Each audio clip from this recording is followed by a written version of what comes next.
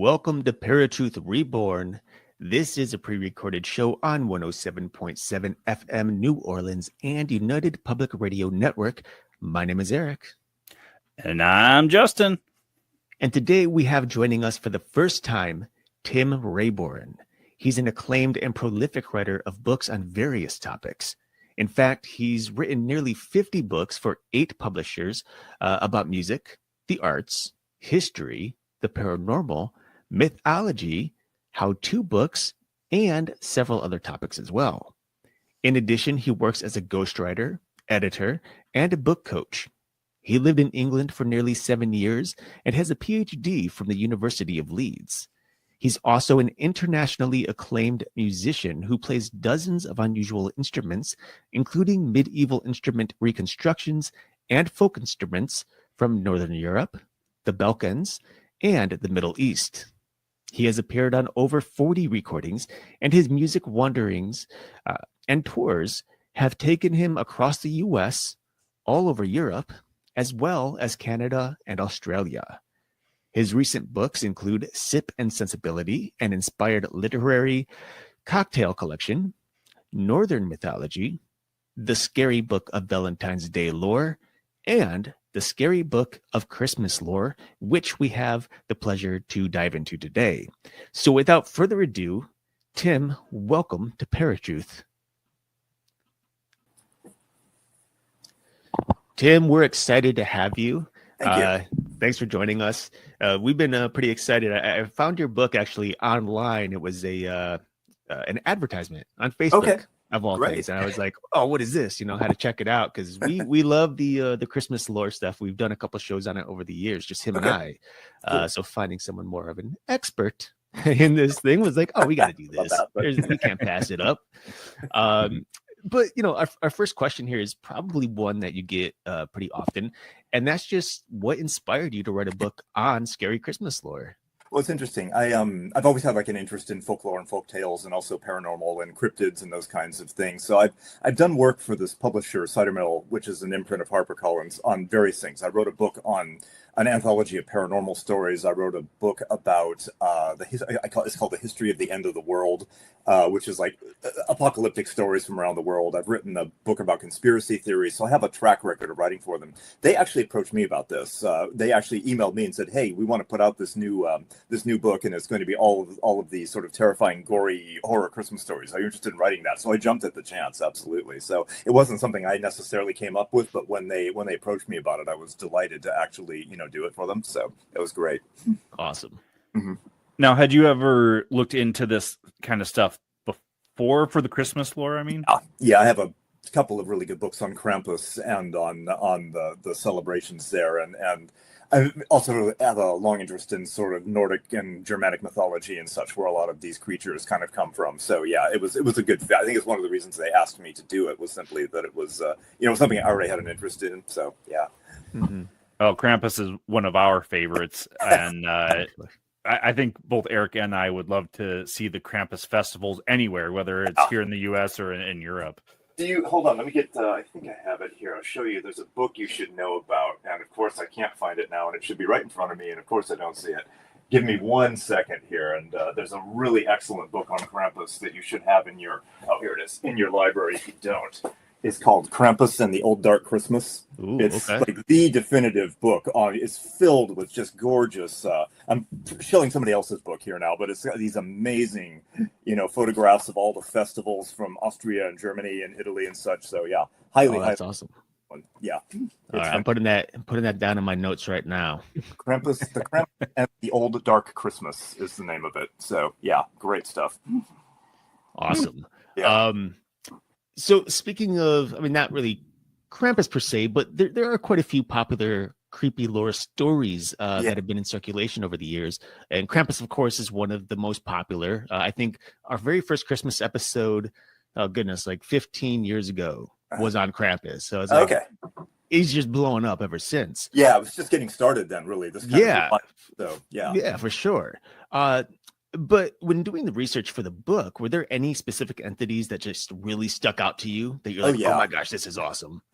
There's some great ones. Everybody, Krampus has become much more well known, but there's a whole body of kind of lore and folk tales about all these different creatures that come from Germanic mythology and from even farther afield. So there's a whole bunch. Krampus, of course, is the most famous, and if for any of your listeners that don't know, it might be worth actually explaining a little bit about Krampus to begin with, because people may not know. Krampus is a sort of kind of goat-faced or goat-bodied demonic creature that accompanies Saint Nicholas in the festivals, and his whole purpose is basically to punish people who have been bad. As you well know, he carries these big birch sticks and has a sack, and any child that's been bad, he will whack them and throw them in there and drag them away, with the implication being that he might actually kill them or eat them or something. We don't really know, but right. There's a whole lot of traditions of this in the Alpine regions, in Germany, Austria, parts of France, Italy, all the way through.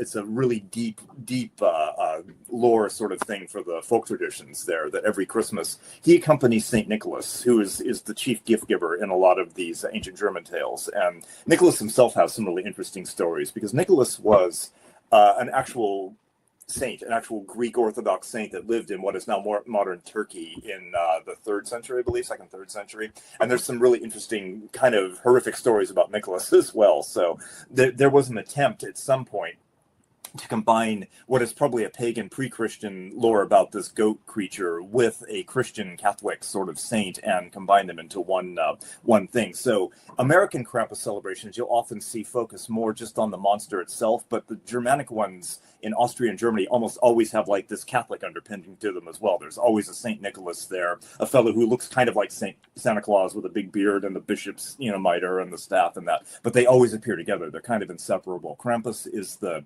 dark side of Nicholas, basically, and they're like two sides of the same coin, the yin and the yang, basically. So they always appear together in the old Germanic celebrations that you find that are still done in folk customs in the villages and such of Switzerland and Austria and Germany. Now, there are bigger celebrations now that have become more like the Krampus celebrations we see in the United States, where the focus is more on Krampus himself. But from its origins, it always had this strong sort of connection with Nicholas, which I find quite interesting as well, because Nicholas is another version of Santa Claus. He's a gift giver. He's the jolly fellow that brings candy and toys to children, but he's accompanied by this dark demonic creature, it's just interesting that they sit side by side with each other in so much of Germanic folklore.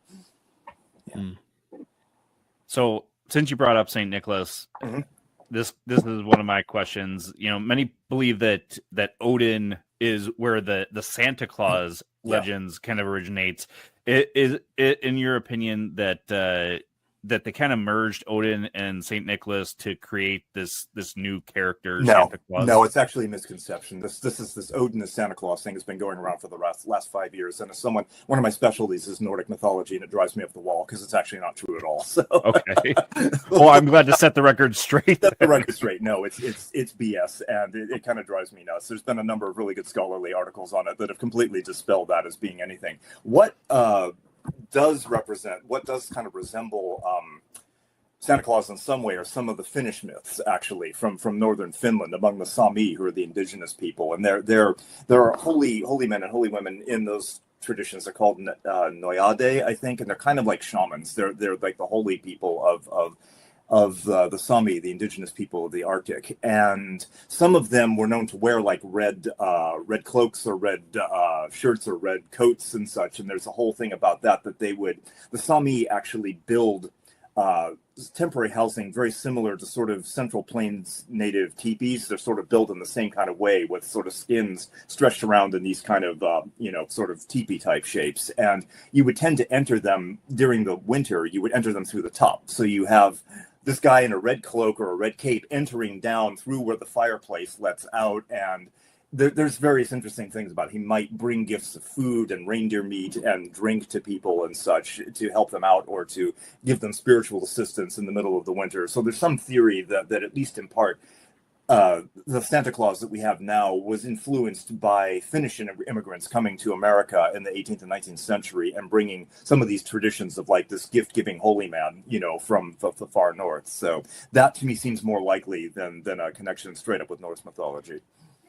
Well, we had done a Santa Claus episode where supposedly like the Amanita mushrooms were Yeah. supposedly a part There's of some the colors. theories about that, yeah, because they're red with little white speckles on them, and they're hallucinogenic, and it's possible that some of the holy men of the Sami community use them in rituals and such. So yeah, there is a possible connection there. And the notion of like flying through the air and, you know, making the sort of shamanic journey through the air with flying animals and such. Now there is a connection there because with Norse mythology, because Odin does indeed ride an 8-legged steed named Sleipnir, a horse that can fly. So there is some connection, but that suggests more that the Norse mythology was influenced by that rather than having any influence on Santa Claus or the other myths. It was like it came toward that as well as rather than going toward it. But yeah, you're absolutely right. There are theories about that the psychedelic mushrooms may play a role in that as well.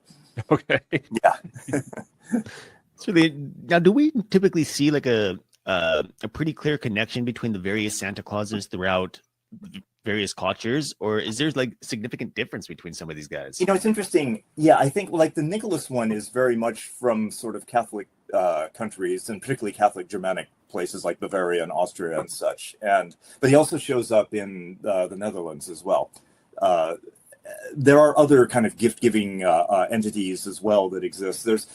But a lot of them, I think, certainly if you're looking at beyond Europe and such, a lot of them have been more influenced by the American Santa Claus than anything else, the Coca-Cola Santa Claus, basically, you know.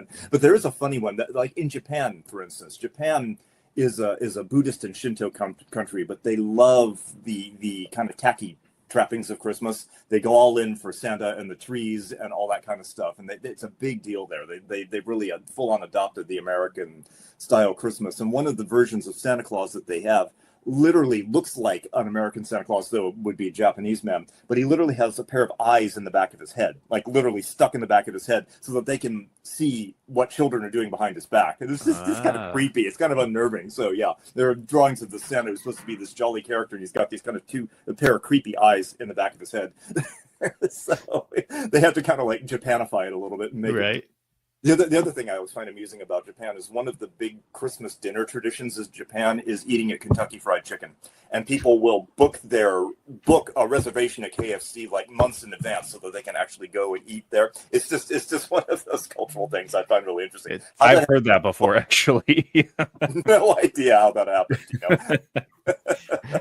It kind of ties in with the joke about Jewish people, you know, keeping Chinese restaurants open on Christmas Day so that they can order Chinese food. But it's funny that there's like KFC apparently is a big part of Christmas dinner celebrations in Japan. I have no idea why. Your guess is as good as mine.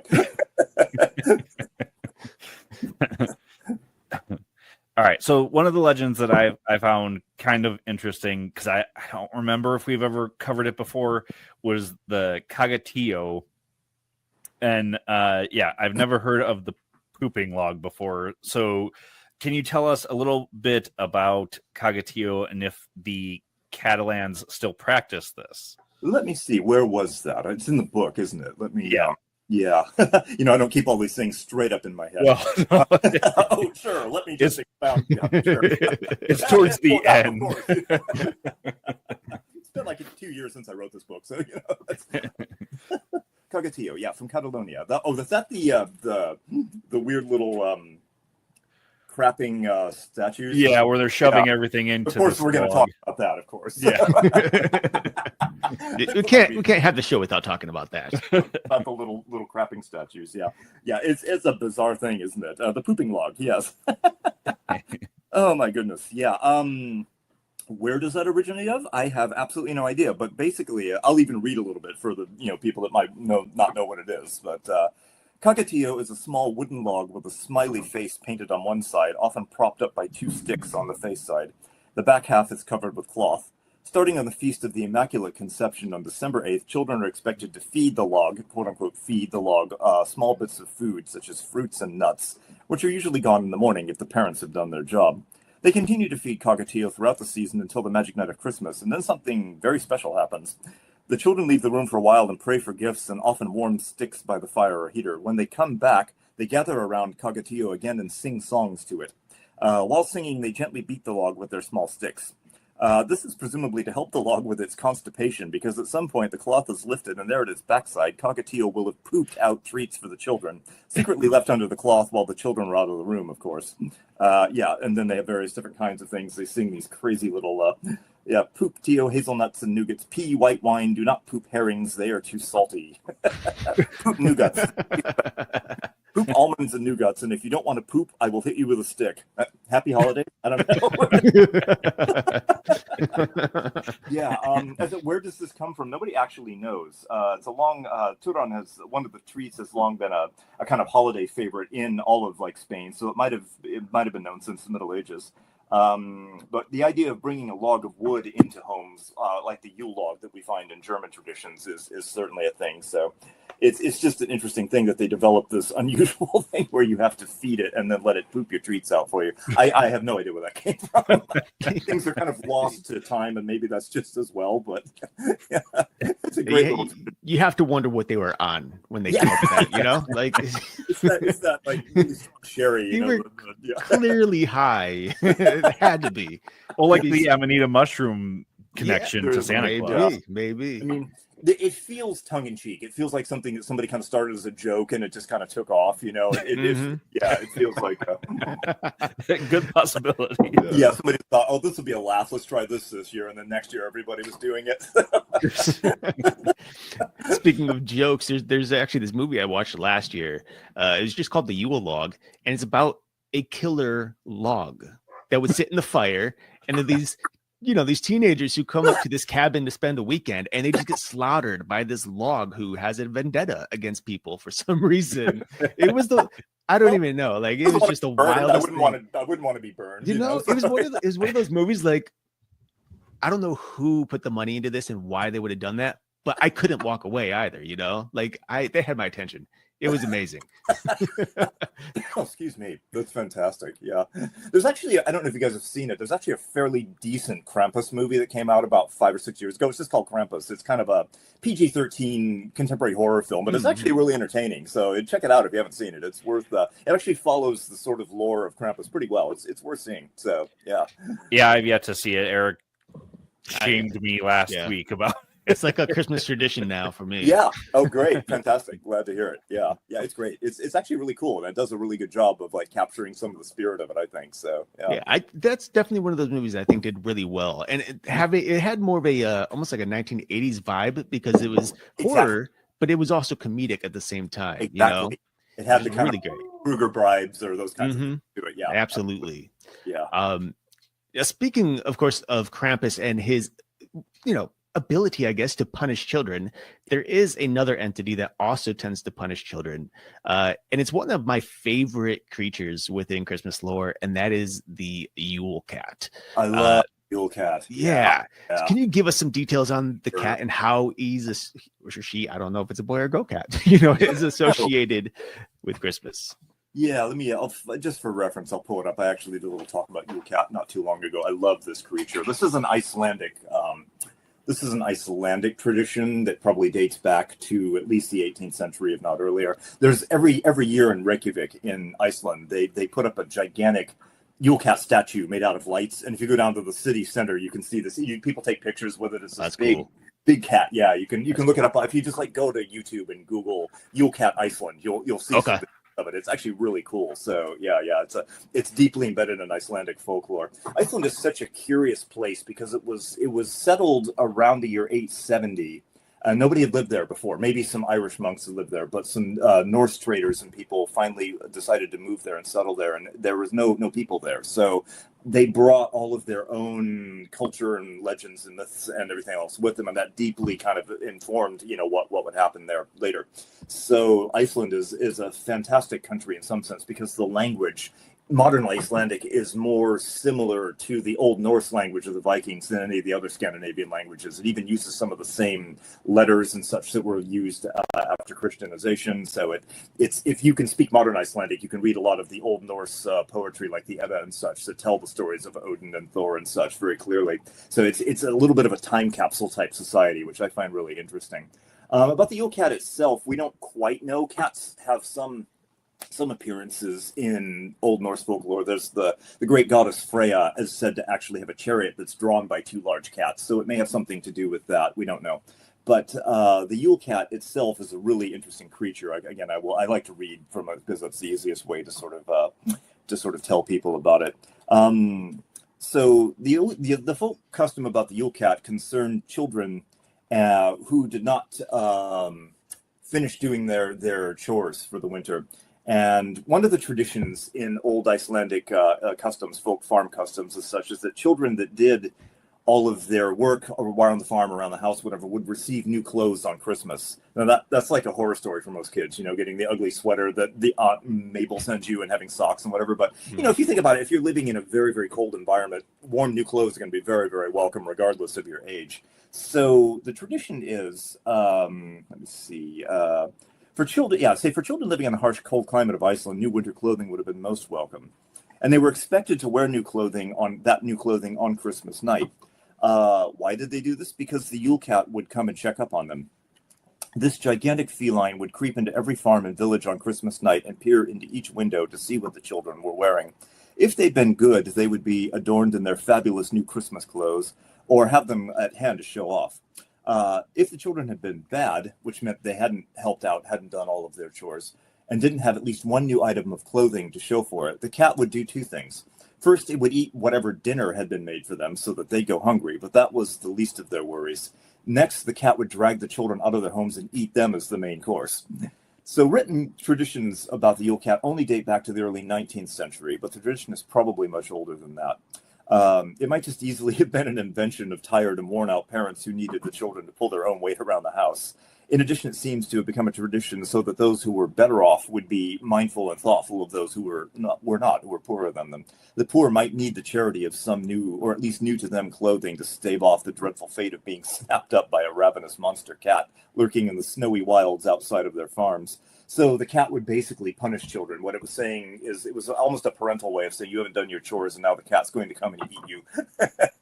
But, again, it was in those kinds of societies, Iceland didn't have a really strong city or town structure until much, much later. So what you had were farm settlements and small villages. And so everybody had to pull their weight. Like if anybody slacked, that could affect the whole community. Food sources could be very scarce. And this is something I like to talk about in general, is people ask, why do these kind of Christmas horror stories, particularly in Europe and the North, exist at all? One of the main reasons for that is I think we look at our modern life, we look at our world, and we look at winter, and if we're fortunate, we live in pretty comfortable houses that are well insulated so that when the temperatures drop down, I'm in Washington, it got into the 20s here last night. We had a lot of frost, it might even snow tonight. And that's it's cold, but it's comfortable for us. But I think we forget that in previous times, those long months between November and March, everybody risked starvation and death. You did not know if you were going to survive those months. And it didn't matter how much grain you had in, how many animals you might have slaughtered and smoked the meat for. There was still a decent chance that by February, your food stocks were going to be running pretty low. So we just go to the grocery store and load up again. But I think people lived on a much finer line between life and death in previous centuries, and we've forgotten about that. A friend of mine, another author, likes to say that basically all of us in these comfortable houses were still only about 6 inches away from death every night, because it's those walls that keep out the cold, they keep out everything. But people in earlier times would have been mindful for that. You need fuel to burn, you need fires, you need food to eat, you need fresh water, and these things were not guarantees between those months. So the winter brought with it the possibility of starvation, of famine, of death, of all of these things, of losing people. And I think a lot of these legends grow out of that idea. I think these monsters are almost sort of representations of those fears. Don't go into the forest because so-and-so might eat you. It's just as easily a way of saying don't go into the forest because you might get lost and freeze to death in a snowdrift, or the wolves might get you or something. Mm-hmm. So there was a real tangible struggle between life and death. And I think Christmas monsters and their winter monsters in general, some of them affect people through the whole winter, are a kind of personification of that. They're kind of a representation in folklore and myth of how dangerous winter really was for the vast majority of people that didn't have money and couldn't live in decent housing. I mean, even in the Middle Ages, it wasn't great, but if you were wealthy, you could live in a castle and have tons of hearth fires, and you didn't usually have to worry about it because you had plenty of food. But somebody else who lived in a small farm, you had no guarantees. So the thing lurking in the forest just outside the edge of the village is also the danger of nature itself. It's a representation of how close they were to death at any given time. And I think that's an important way of looking at some of these stories, really. Mm-hmm. I would imagine like a lot of those stories is kind of, I mean, to put the monster behind the, the reality of cold weather and being lost in the woods without food and stuff. I think that makes it a little more scary, especially for children, Yeah. and even myself, like, I'm 38 years old. And if I go out in the woods at night and I start thinking of creepy monsters, I'm like, I'm pretty sure there's nothing out here, but my heart's racing and I'm getting a little more tense. And I'm like, Yeah. I shouldn't be Yeah. out here. Yeah. I think a natural evolutionary protective sense kicks in too about that fear of the unknown, fear of the dark. You don't know what predators are out there. And we evolved for hundreds of thousands of years of self-preservation. So our imaginations do run away with themselves. And every little sound could be Sasquatch, or it could be the Beast of Beirut, or whatever. Right, It could be a werewolf, a Sasquatch, a something, a demon. So yeah, we our imaginations get the better of us. But the threats are still real. Like you say, there could be wildcats or wolves or something else out there that would attack, so yeah, there's a real danger to that. 100%. Yeah. The one thing I kind of want to spin off this, Justin and I had actually just did a show last week that we aired about Christmas ghost stories. Yeah. Do you think a lot of these monster lores kind of mesh with the Christmas ghost stories in some way? Yeah. It's an interesting thing because, like, ghost stories at Christmas were very popular in places like Victorian England. We always think of Charles Dickens in A Christmas Carol, but it became kind of a tradition. There were a number of ghost stories that actually survived from that time. Actually, there's a whole bunch of people that wrote. His is the most famous by far, and a lot of them had those kind of morals to them, the morality, sort of, the moral of this story is and such. But yeah, I think so. It's an interesting thing. Yeah, there's because again, you're looking at a time, again, even in, say, England in the year 1850, if you were very poor, you might still starve to death over the winter, even if you lived in modern brick housing. There was no guarantee. So I think the ghost, this kind of dark time of introspection was something that was more important in previous centuries. We find these days in the modern world, for better or worse, it's just go all the time. We work straight through. Maybe we get a couple of weeks off at the holiday season around Christmas and before, and then January starts and we're right back. I think that there was a sense, and again, I'm talking mainly about Europeans. I don't want to speak to like Asia or anything else, but there was a sense certainly in the North in the winter holidays, the winter time, that it was a time of slowing down, a time of hibernation, and a time of introspection. And I think ghosts also represent that. They represent slowing down a little bit, thinking about the past, thinking about the future, thinking about the present, just as Dickens does in his book. And what do those things actually mean? Because it wasn't possible to necessarily work all the time through. Again, these days with our insulated office buildings and houses, people can just work 24/7, 365 days a year. But there were real cycles to human activity, and you were much more active in the summer, and in the winter you drew in and you hibernated a bit more, and the days were very short, so you didn't go out. So there wasn't a lot for laborers to do, and that was certainly true in the Middle Ages. Farmers, there was nothing to do if your fields are frozen over for a month. You can't do anything, so you're basically sitting around in your house in front of a fire. So I think that ghost stories kind of represent that, being mindful of your present situation, but also being more introspective about your past, what might yet come for you, what's coming in the year ahead, when you can actually step back out into warmer weather and start working again. I think a lot of this is very, very much tied to weather cycles and to human sort of, I don't know what's the word, there's a word for it, and it's escaping me at the moment, but sort of biological rhythms, biorhythms with the seasons and such. So this winter time is the time for thinking about, for drawing in and being more hibernatory, for being more introspective, for slowing down. And these kinds of stories are perfect for that sort of thing. You don't venture, as you said, into the woods in the winter. You are fearful that an angry ghost might come and visit you. It goes with the darkness of the season, the short days. And again, if you're talking about Northern Europe, we in the United States, I live fairly far north in the United States, but I used to live in England, and you get there and in Northern England, the sun's already setting at 3:30. You get farther north, you get up to a place like Trondheim in Norway, you've got about 4 hours of daylight. Reykjavik, there are points in Reykjavik in Iceland where you don't get much. Like the sun rises at about 10:30 and it starts setting again at about 2. So you have very, very short days. The sun is only very low on the horizon. So it's a time when darkness wins, when darkness is triumphant and people are scared and the weather is cold and you don't get a lot of sunlight. And so, yeah, your imagination can run wild with you with that sort of thing. It's the time when all the dark creatures come out to play for those few months and there's nothing you can do about it. So, yeah. Kind of reminds me of the movie 30 Days of Night, and it takes place in Alaska. Exactly. Yeah, it's a vampire's heaven. Yeah, right. They can run amok for 24 hours a day.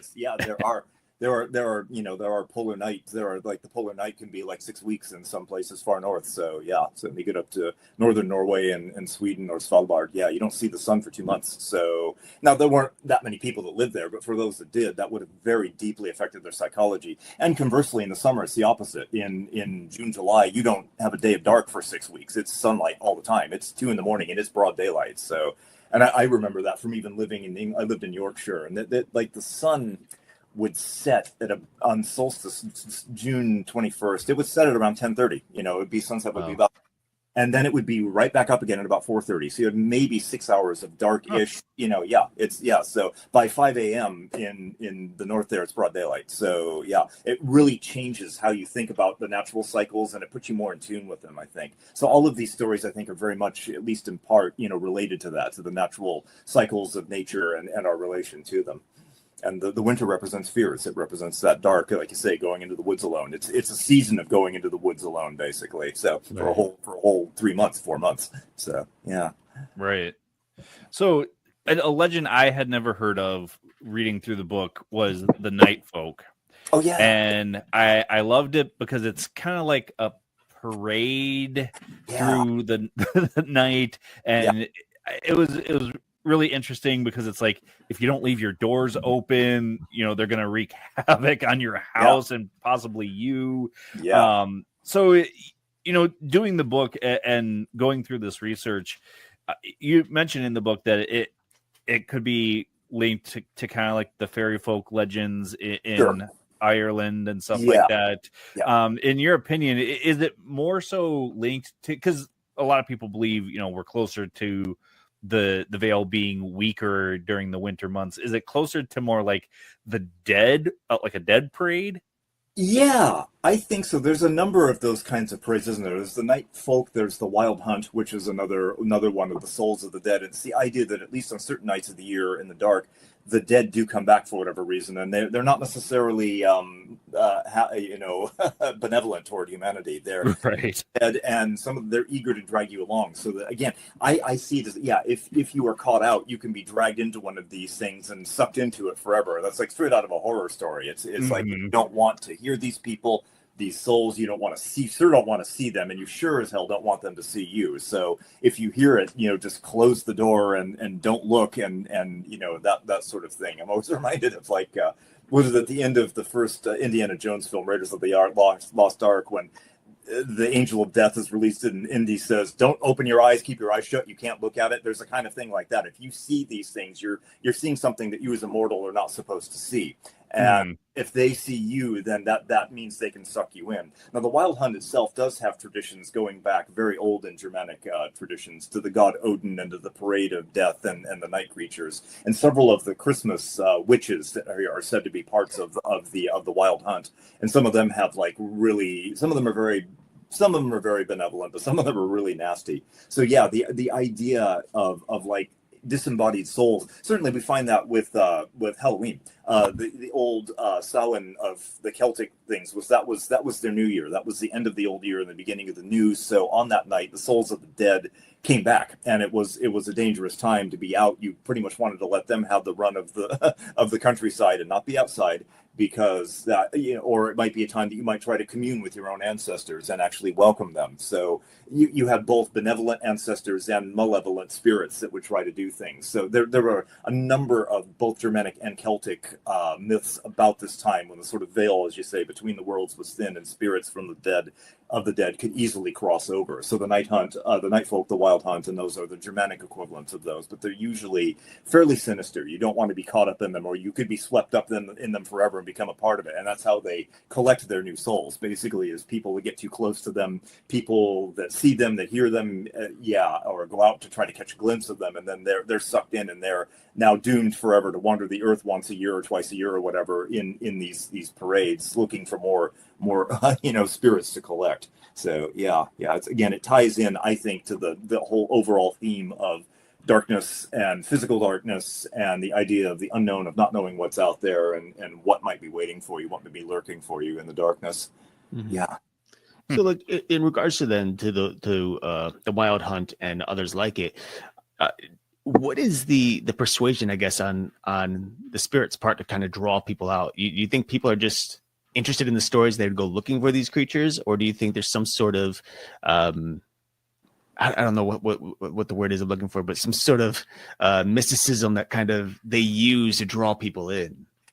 Yeah, it's interesting. Well, I think, isn't that one of the things, though? I think that you find this so often in these kinds of stories, and also in fairy tales and folk tales. There's a kind of what's the word? A temptation for the forbidden.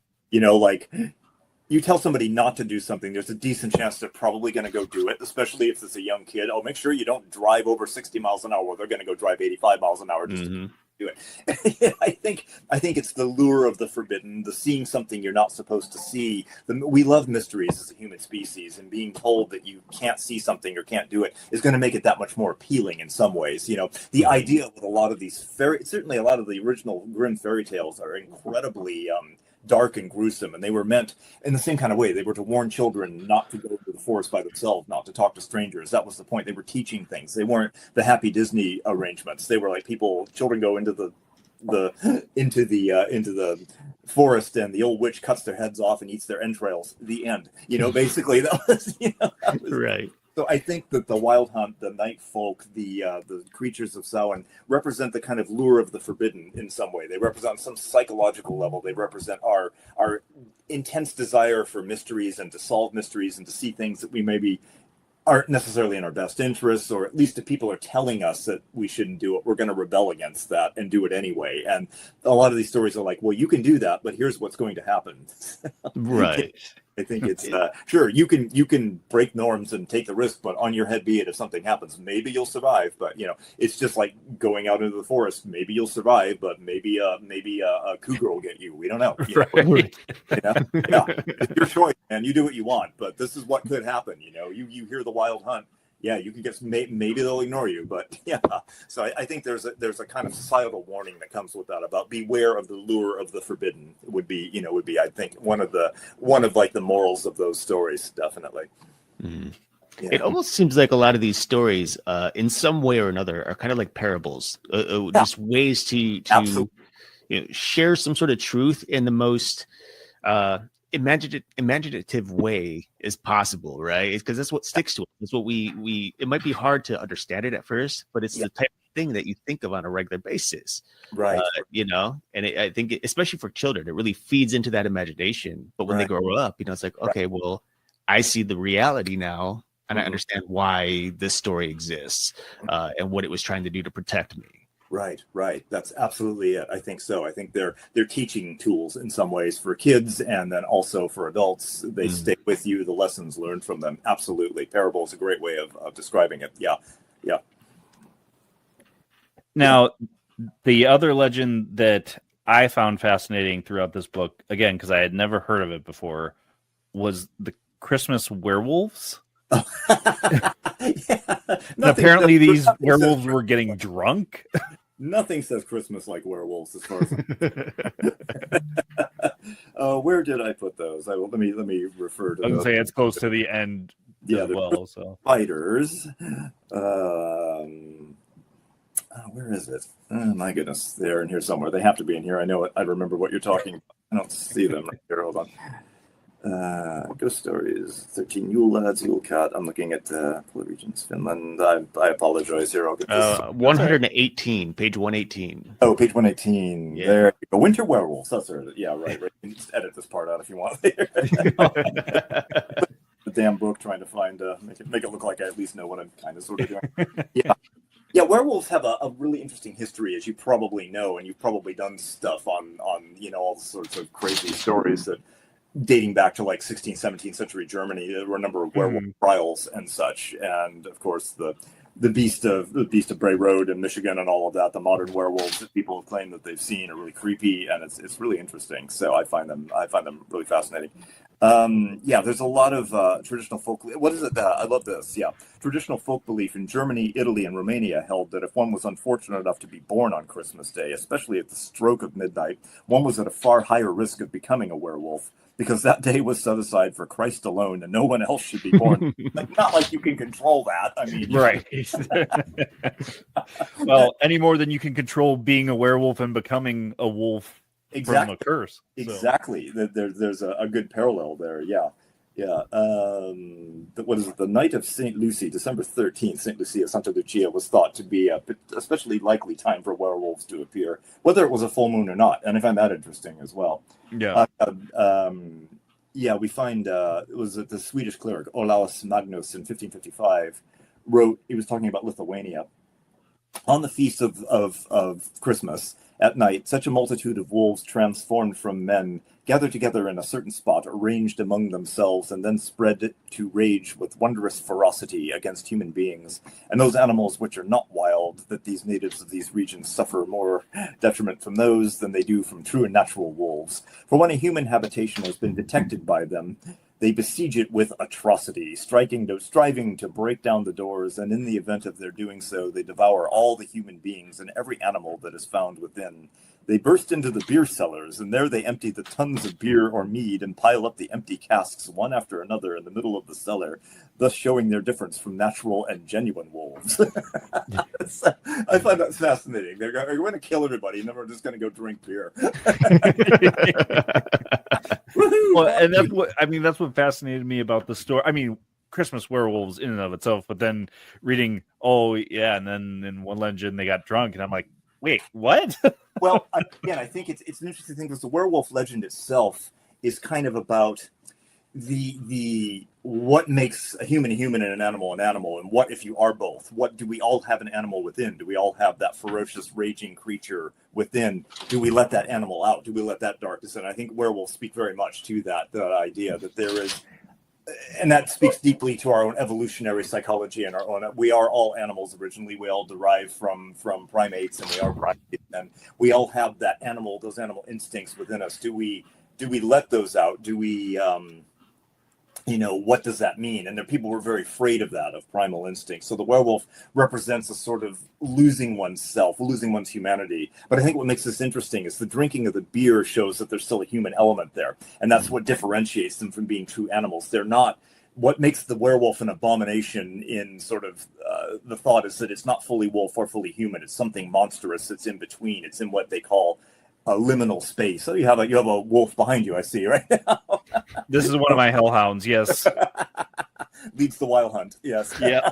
But there's an uneven space between humanity and animals that werewolves inhabit that makes people very uncomfortable. What are they? Are they both? But I think the idea of this is that you have wolves breaking down the social norms and people breaking out the social norms by becoming wolves, but then they savagely attack their own people. They're turning their backs on humanity by becoming wolves, and they're slaughtering them. They're eating them. This is the thing of any werewolf film you'll see is this. I think all the great werewolf films that we've seen over the years is they kill people, they eat them. They've turned their backs on humanity to sort of cannibalize their own.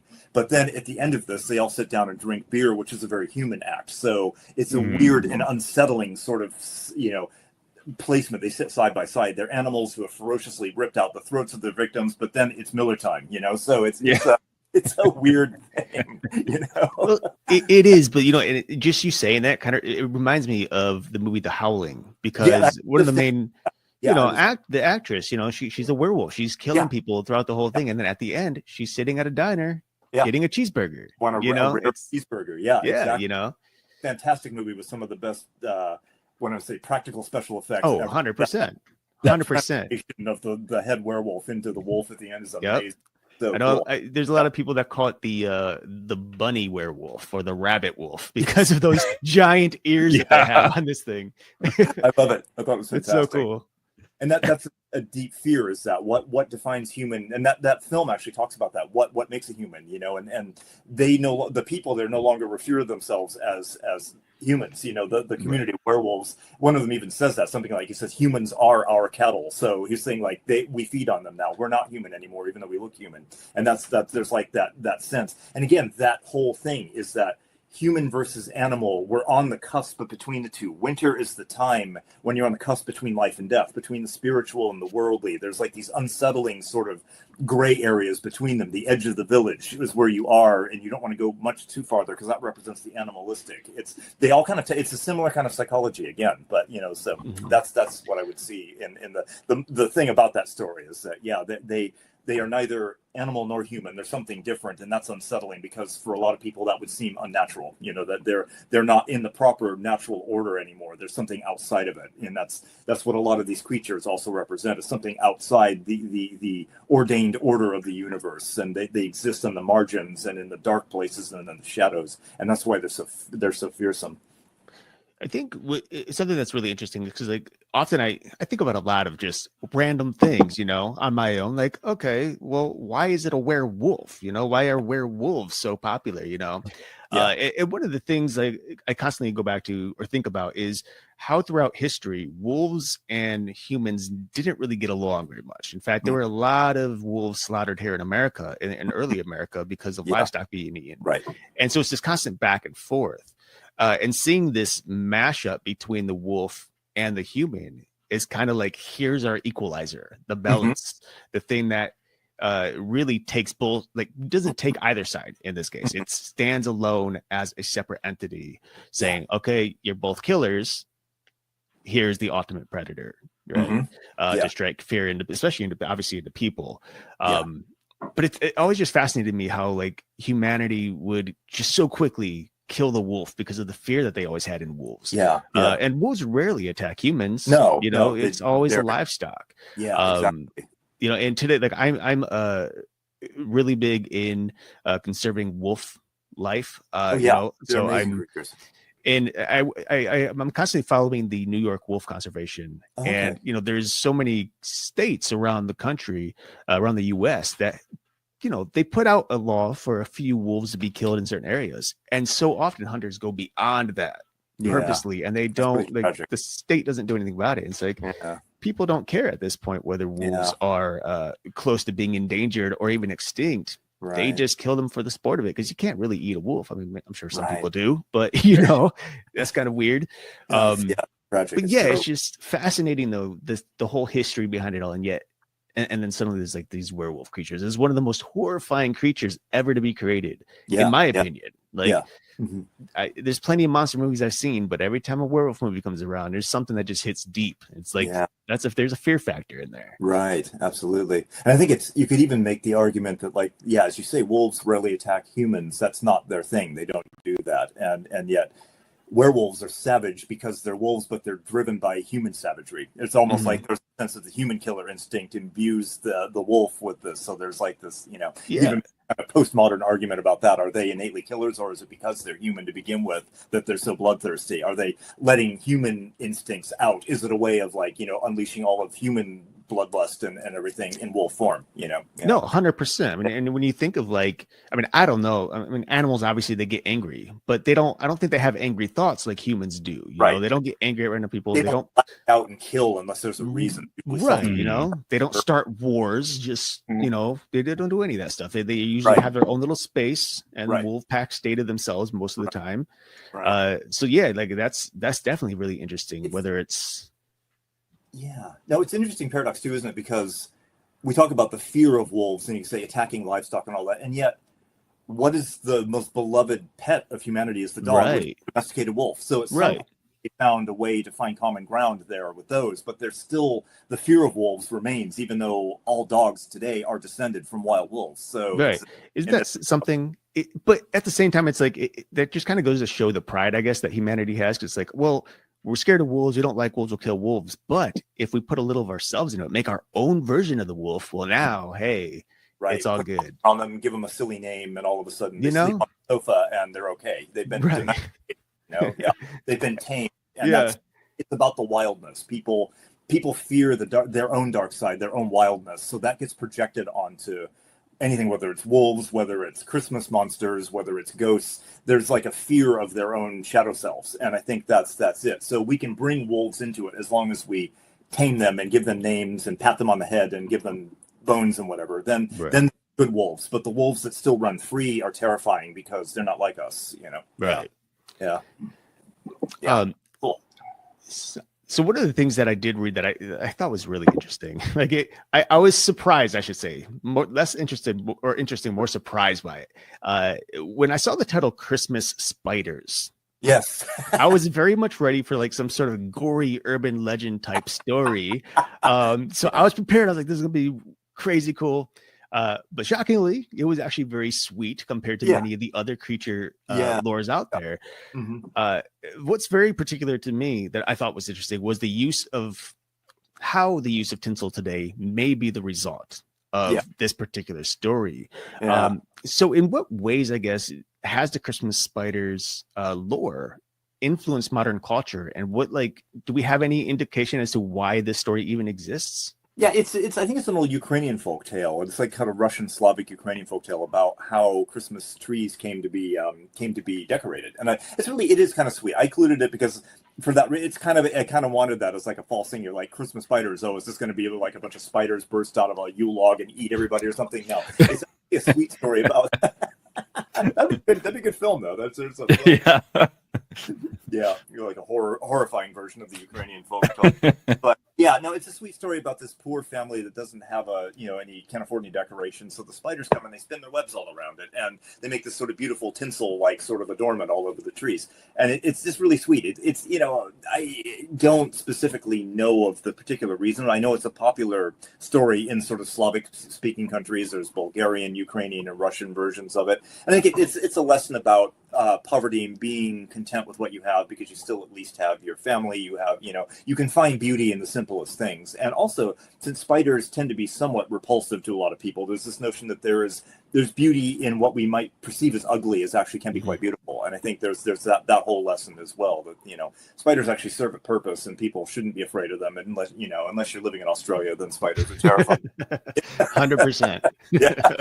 Most spiders, you see a spider on the wall of your home, leave it alone. It'll crawl away and eat bugs. They're great to have around. So I think there's this idea, we do have a kind of innate fear of arachnids as a species. And this is that, I think it's that thing of finding some comfort and beauty in what we perceive as repulsive or ugly. So there's like, it's a dual thing about being happy with what you have and counting your blessings, but also finding the beauty in anything, actually. So I think that to me is what I think that. Now, whether that actually influenced our tinsel traditions for trees, I don't actually know. It's possible. It's certainly possible. Maybe some Russian immigrants brought the tradition with them, or Ukrainian immigrants in the 19th century. So I don't know the history of tinsel. That's an interesting thing I should look up. I don't know when that first started as adornment on trees. It's entirely possible that it has Russian or Slavic origins, definitely. Mm-hmm. Yeah. I know, like, one of the things that I learned prior to reading your book is that finding a spider web or a spider within your Christmas tree is actually good luck to many individuals. Which, there's a lot of, especially in America, there's a lot of people who see things as bad luck. One of the big things is, of course, black cats crossing your path, especially on Halloween and stuff like that. Yeah. But what's I think is interesting is America is, when you consider this percentage of the world, America being a very small group of the overall of humanity, we're the only ones that kind of think that way. Everyone else is like, oh, black cat in front of you, good luck. Spider in your tree, good luck. In Britain, especially, black cats are good luck to have them cross your path. In England, so yeah, absolutely, yeah. And that's why Erik got 2 of them. I do them. Double the luck. Oh, fantastic. Yeah. No, I'm a cat guy too. We have a little tabby we love. So yeah. But yeah, it is interesting that there's traditions will morph and change from country to country and over time. And it is interesting. I know that one of the traditions in like Slavic households is buying little ornaments that are actually spider webs and putting them in your tree. So obviously the folk tradition has persisted for a long time. It's actually almost everybody will have one, like in those homes. So they put up their Christmas trees, will have 1 or 2 little spider web ornaments that they put maybe with a little spider in them, as the kind of, whether it's a story or it's just become a part of the cultural mindset as well. So yeah, again, it's a good luck thing, and it's maybe it's a reminder of that tale, but it's very common in those households. So yeah, I think, and I'm actually just thinking this right now, like it's just dawning on me, how much the spider actually, I think, influences various cultures or ideas. When you think of Native American culture and the idea of the dream catcher, which is very much the shape of a web, and the idea is that it that dreams or nightmares get stuck to it, much like things would to a spider web. Absolutely.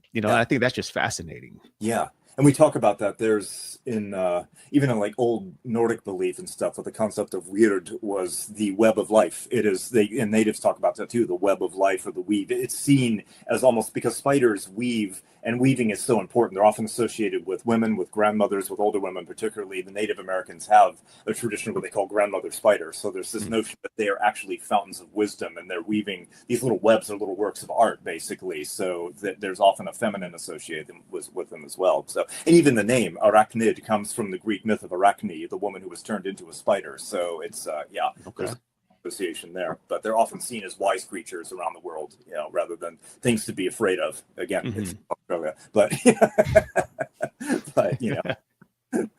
yeah. Well, and bringing up the finding the spider web in the Christmas tree brought up. I'd never heard of this tradition either. Finding first person to find the pickle in the Christmas tree, and then you not only do you get the first gift, but it's also supposed to be luck for the rest of into the new year. Hold on. Does somebody put the pickle in the tree, or does it naturally show up? I'm confused.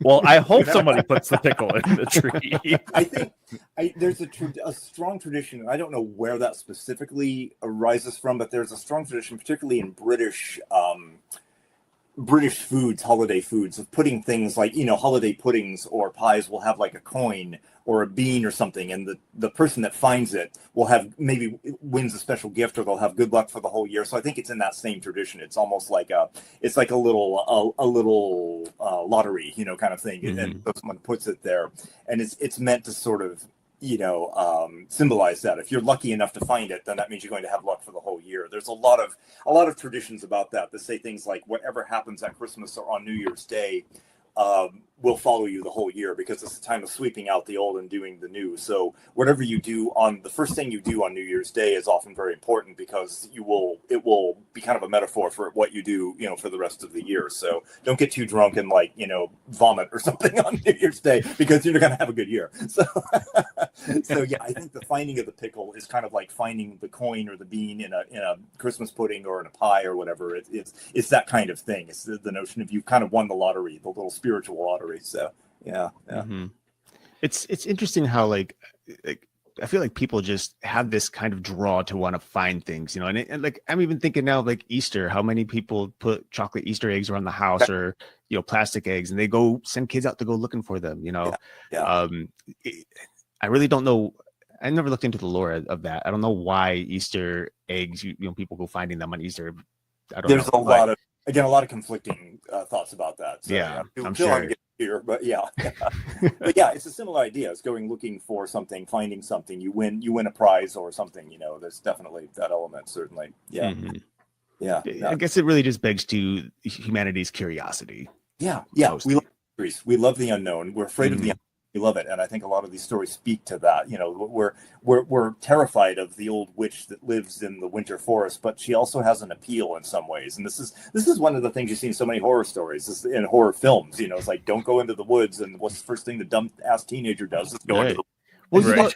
I'm going to take my camera and get a picture of Pumpkinhead or the whatever, one of those creatures, and then they get and they're dead. The lure of the 100%. And you know what's funny about that though is like I'm one of those people who are just like, I mean, I know I work in the movie industry, so I'm like, I know what's gonna happen. I know they're setting this up, right? And I'm still gonna sit on the couch like, don't do it. That's a dumb idea. But then I'm walking somewhere weird and I hear a noise, and what am I gonna do? I'm gonna go investigate. Especially if it's like, oh, what if that's a ghost? What if it's a monster? I got to get this, especially in this field that we're, podcasting in, the paranormal. It's like naturally curious. I'm like, so many times I've gone looking for something and I realized, you know what? I'm that blonde woman who walked into the chamber of death because she was, there was the exit right there. But no, let's go deeper. We see it even, as you say, in modern paranormal investigations. You have like whole teams of people that'll go into haunted houses or forests where Sasquatch is. But I wouldn't have the spine to do that. There's no freaking way I would have it. Go in with their microphones and their night goggles and I heard a noise over there. I think I saw something in an old house that like somebody got viciously murdered. I'm not going to do that. No freaking way. But they have the lure of the unknown. That's, as you guys know, thing. That's one of why we're so fascinated with these things. It's almost would be disappointing if we actually found out the truth. It's the unknown is what makes it so cool, you know. Mhm. So Right. yeah. Well, and that's something that I think a lot about too, is like with the paranormal, you know, it's all still very much speculation, Mhm. like in terms of the science of it. Yeah. And so I wonder if there's ever a point in which science officially proves the paranormal, whatever that is, whether it be monsters or ghosts or otherwise. Would we still have that same draw and lure to want to investigate it and understand it, or would we be like, oh, okay, well, fun's over, like now we know what it is. Yeah. You We'd have know? to find something else. You Something know? else, yeah. We love I mean, same mysteries. thing if aliens Yeah. finally Mhm. showed up. Right, Yeah. right.